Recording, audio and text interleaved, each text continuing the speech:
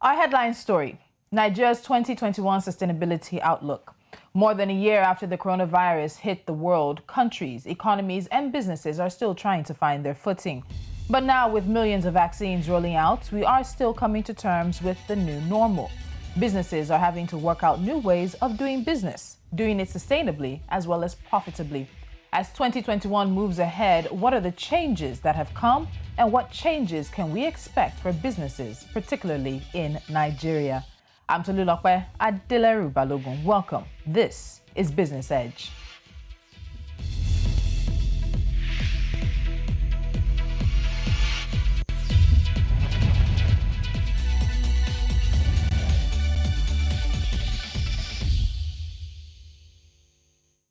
Sustainability is a business approach to create long-term value by taking into consideration how a given organization operates in the ecological, social, and economic environment.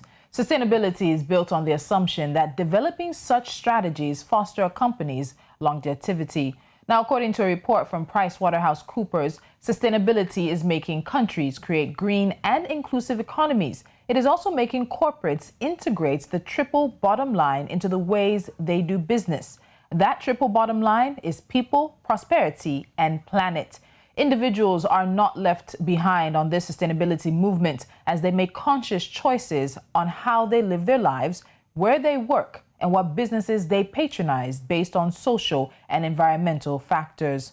The challenges faced today in form of mega trends, including climate change, social inequalities, economic hardships, and others, require a bold and radical shift to many things.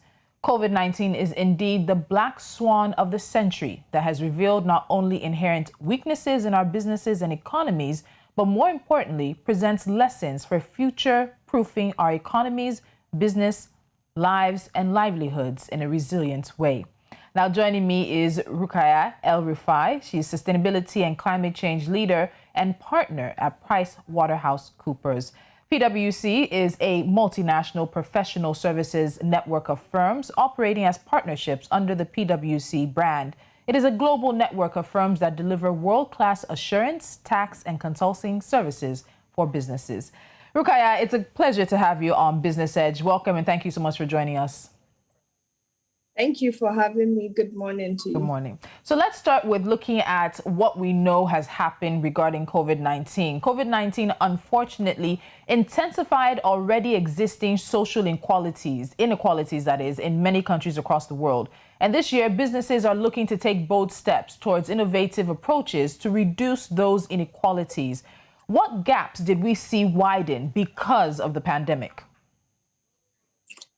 So we saw, of course, jobs were affected. The lockdown led to a lot of jobs being affected, not only in the formal economy, but in the informal economy. We have a very large, informal economy with people living, from hand to mouth on a daily basis.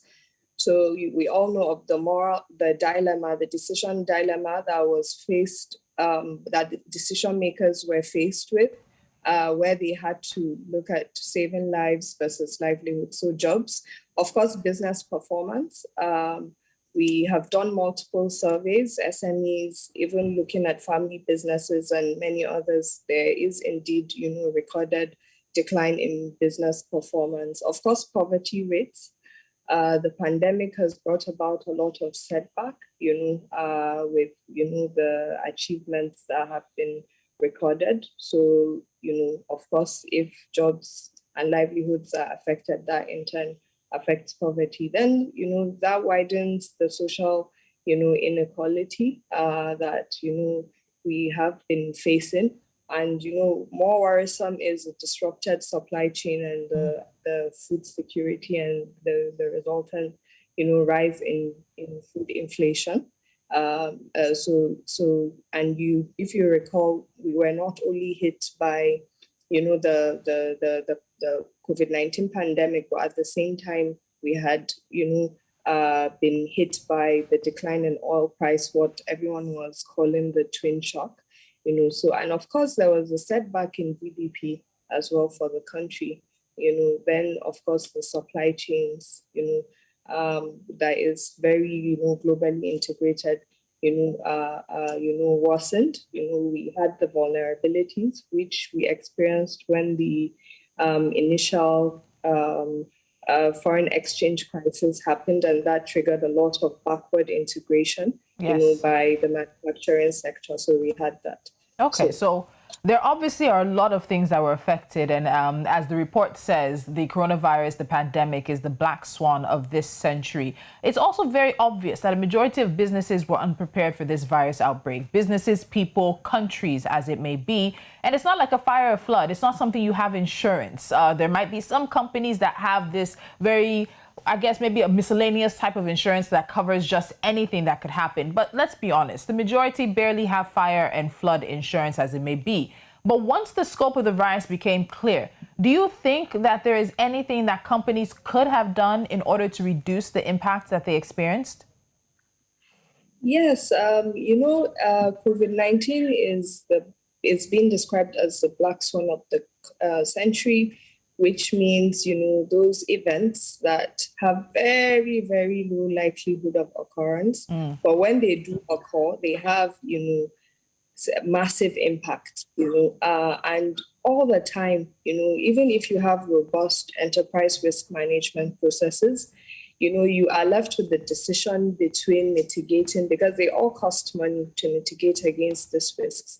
So you have the trade-off between mitigating against those risks that have, higher likelihood versus those very rare ones. But when they do happen, you take a bad hit. There are two things that clearly stands out. The companies that had those, were able to actually weather the storm more easily. The first is, if the technology matured companies, the people that invested early, in those systems, they were able to adapt. They were able to trigger that remote working.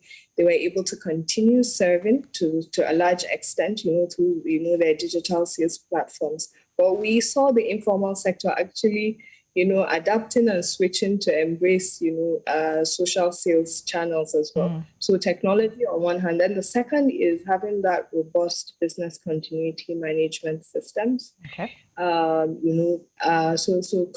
Companies that had that were well tested, because sometimes you have companies that have those designed, but they don't, test them, they don't simulate.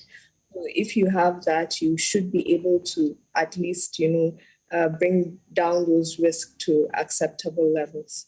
Okay. So let's look at the report now. So in the PwC Nigeria 2021 inaugural sustainability outlook, there is a look into the kind of business environment that COVID also created. And the report mentions a volatile, uncertain, complex, and ambiguous environment. In terms of what this means, this is just for many people words, but break it down for us how COVID brought about volatile, uncertainty, complex, and ambiguous business environments. Yes, so even before the pandemic, we were already operating in a VUCA environment, but COVID exacerbated it. Because we're in an era of disruption. The fourth industrial revolution is bringing along a lot of disruption. The massive population, urbanization. We had the issues of climate change even before COVID-19. But when COVID happened, that compounded it. And VUCA just means with volatile, there's rapid change. You're talking about rapid change that is being witnessed in relation to your markets, your regulations, your suppliers, and even the way you go about doing your business and working. Uncertainty, there's so much, with clarity. You have, you don't have a lot of clarity, so you need to understand, those operating terrains, for you to make decisions, and then the complexity, because you are faced with many decision pathways, and things are complex. So, it takes a lot of courage and vision, to be able to weather that. And of course, ambiguity, things can be interpreted in so many different ways, and you have these platforms, social media, and all that. Even technology, it's brought about a lot of ambiguity. blockchain, even regulating.com, companies and all that. And, to weather that, you have to have an adaptive and agile operating model. So VUCA is just, how you're able to build that adaptive, and resilient and agile, operating model, because in a fast changing operating environment that is complex, and there's heightened risks, and those even risks you've identified can easily flip from one situation to another. Very true. All right, so before we go on a break, let's look at some of the things that happened, I guess we'd say positively during COVID-19, particularly for Nigeria. Now, we saw private sector leaders mobilize resources through initiatives such as the Coalition Against COVID-19, or CACOVID as it's known, and they used this to raise public awareness, support healthcare professionals and institutions, and even government, both states and federal, through the provision of infrastructure and services across the country. Going beyond COVID or going post-COVID, do you think that such a coalition continues to be necessary for Nigeria? What role could it play in enhancing R&G, which we know that many sectors in the country critically need? Okay, so partnerships are needed, and that's why when you look at even the SDG framework, you have SDG 17 that is about partnerships. That's the beauty of SDGs, right? It's PPP led, because sustainable development is no longer a government affair. You've seen, corporate organizations move from even having small CSR projects to some of them having foundations. Because when you look at COVID, being led by Dangote Foundation and many other corporates, you see, there's that. So it's no longer, a government solo endeavor, and this requires businesses to create, models that integrate sustainability. And like you rightly said at the beginning, sustainability is about long-term value creation that is shared. It's shared value among your stakeholders, looking at those triple bottom line lenses of people, planet, prosperity. So all hands are needed on the deck, and you need to see more of these, collaborative efforts, that we saw, which is commendable, by the private sector. And, when you look at the fiscal space that is highly constrained, that went a long way. And we also need to see such in tackling, many of our, challenges, faced in the socio-economic spheres. So the businesses have, many things to benefit back if, the operating terrain, is more stable, socially, economically, and even environmentally. All right, so Rukaiya, hold on, we're going to go on a break, but when we come back, we will have a conversation about how insecurity is affecting Nigeria's economy. Also, the millions of poor people in Nigeria, what are the moves for job creation? And let's not forget to project. 2021 is in another month, the month of May. It's moving forward. What are the trends we are expecting for businesses in Nigeria in this year and beyond? Stay with us. This is Business Edge.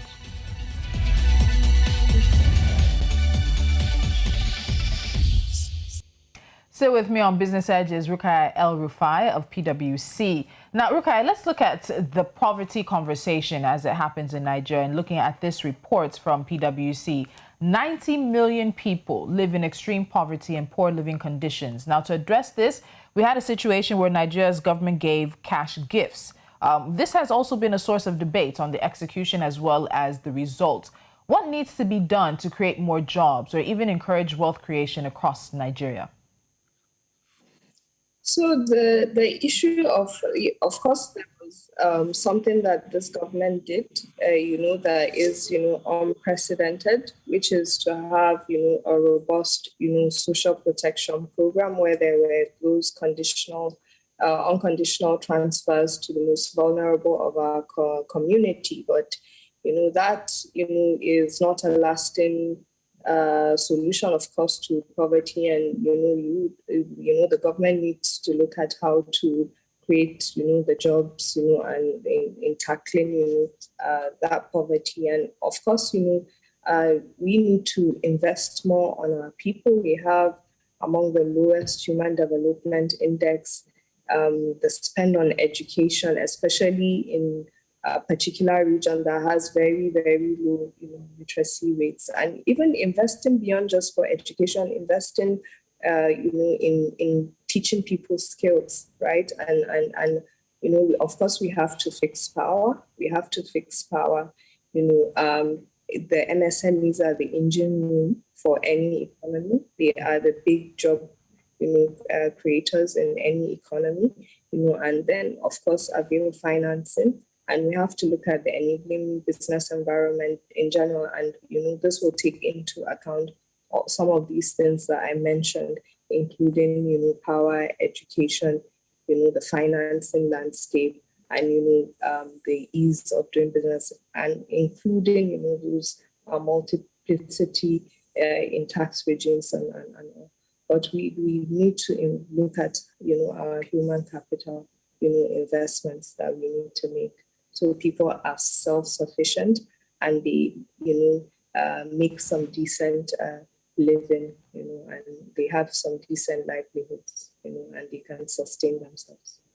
And one of the other issues around that is insecurity as well. So in 2021, insecurity continues to pose a significant threat to lives and livelihoods, particularly if underlying socioeconomic and environmental causes are not addressed. In terms of the economic impacts going into this year from a COVID-19 2020, which has already negatively affected Nigeria's economy, what's the impact economically if we as a country fail to address this insecurity issue? Yeah, so I'll start with even the loss of lives, because when you lose, people, you have lost, that contribution they would have done to your to production of that country, and even with the GDP. Of course, you lose livelihoods if there's insecurity, you have crisis, you have that rise, a rising number of IDPs, because people abandon their communities. We're seeing that, and of course, it's not just abandoning their homes; they are abandoning their livelihoods. We have a very agrarian economy in Nigeria, and of course, that in turn affects food security. People are afraid to go to their farms because, apart from the banditry, even with the kidnapping, it's very rampant, with even the farming community. And, even your human capital development index, we're seeing going to schools now, especially the northern region that has had challenges with literacy rates. You can imagine the setback, this insecurity is having. Well, I'm glad to see, the government having some initiatives, including the safe school initiatives and all, but, it also affects school. And of course, your contribution to GDP, especially your gross value add from agriculture, then ease of doing business as well. If you have a high risk rating, even your ability to attract, technical partners to do business with, gets affected. You lose your investment potential. And even if now that the world is, moving away from that FDI led to, participating in value chains, which we've seen that work for a lot of countries like China, India, where they key into, the big global value chains, you lose your potential. And that's why, where if you put us versus some of our neighboring countries, you see, investors preferring our neighboring countries as an investment destination and, a destination to this. And so we have to tackle insecurity with the looming, Africa continental free trade, where our markets will be open. There is a lot to lose, if we don't, tackle insecurity. Insecurity truly, is everything, and it forms the foundation for us to spring up, to also having a buoyant, and economy, that is well diversified. Okay, and so security is tied to sustainability for us as well. So finally, Rukaiya, I have to let you go. But before I do that, the PwC report also looks to what 2020 will bring businesses. So let's do a little bit of projecting. What trends do you expect to shape sustainability in 2021? Well, we looked at it from the triple bottom line. So from the people perspective, we looked at, COVID vaccine access, and, access to, a sufficient level where you have herd immunity. That would take time. So we think there will be more of remote working. We looked at, insecurity, where we feel, we'll continue to be challenged, especially if, the underlying, socioeconomic reasons are not addressed. But we look at the planet front, and there you're looking at climate change, the race to net zero, but we're not seeing, Nigerian companies, taking that lead when we compare them with the global, comparators, but that's why we see, more of the multinational companies embracing net zero more than, more indigenous companies. We looked at, of course, affordable energy, clean energy, because energy sector is a big, emitter. And of course, fossil fuel, would remain to play a dominant role, in our energy mix. We looked at pollution, waste management. It would continue to be, challenged, although the government is trying, but we need to tackle it in an integrated way. Then on the prosperity front, we looked at sustainable consumption and production, of which, of course, the economy is intertwined, and we're seeing more of, Nigerian companies embracing circular economy. Even the government is spearheading some initiatives, along this. But, the most matured form of circular economy is actually designing out that waste, having eco designs and not incorporating that. So we hope that, will mature into that more advanced form of circularity, sustainable finance. Nigeria is a leader, in Africa with that. We've had, many issuances of green bond. Capital markets are quite matured with that. And of course, responsible investing. We're seeing more, participation in impact investing as well. And, investors, looking at the non-financial returns of, social impact, economic impact, and environmental impact. Then, of course, there's the cross-cut. So I see that there is a lot for us to look forward to in 2021, a lot for us to also look forward to beyond that as well. And I think we also need to pick up this conversation in terms of the climate change aspect and the sustainability aspect, of which you are the particular leader with PricewaterhouseCoopers. But Rukaiya El Rufai, sustainability and climate change leader and partner at PricewaterhouseCoopers, I'll say thank you for joining me right now on Business Edge. Thank you for having me. Thank you. All right, we look forward to having you back. All right, we will take you through a few stories we're keeping our eyes on right now. We'll do that with NC4 to watch. So after the whirlwind sacking and reinstatement drama of the weekend, shares of FBN Holdings sold 95.29 million units, valued at 641.16 million naira. This is a rebound from the bad performance of FBN Holdings PLC, which plunged 6.7% to 6 naira 90 kobo on Thursday, as investors sold 51.5 million units when the market reacted to the sacking of the MD and CEO. Eskom, South Africa's state utility firm, will start fresh negotiations with trade unions this week on wages, warning that any disputes could impact its ability to supply electricity. Eskom struggles to power Africa's most industrialized nation because of repeated faults at its ailing coal-fired power stations, and is choking under more than 460 billion rand of debt. 6 member states of the East African Community have estimated their total loss of international tourism to be $4.8 billion in 2020 following the COVID-19 pandemic. The study by the East African Business Council reveals that tourism is one of the most affected areas in the region, and the impact is reflected in massive reductions in international tourist arrivals, receipts, jobs, visitors to parks, and hotel occupancy rates as well. And finally, Tanzania is looking to complete a $30 billion liquefied natural gas project within 6 months. The timeline is coming after President Samia Hassan called for a resumption of negotiations that had been stalled for more than a year. Now, one of the developers, Equinor ASA, took a $982 million impairment on the project in January, which it said would be reversible after failing to settle terms with Tanzania's government. And that's it on this edition of Business Edge. Don't forget to follow us on social media. We are at News Central TV. You can go to our website, you can go to our YouTube channel, and you can also download our mobile app on Play Store and Apple App Store to keep us with you wherever you go. Until next time, I'm Tolulope Adileru Balogun.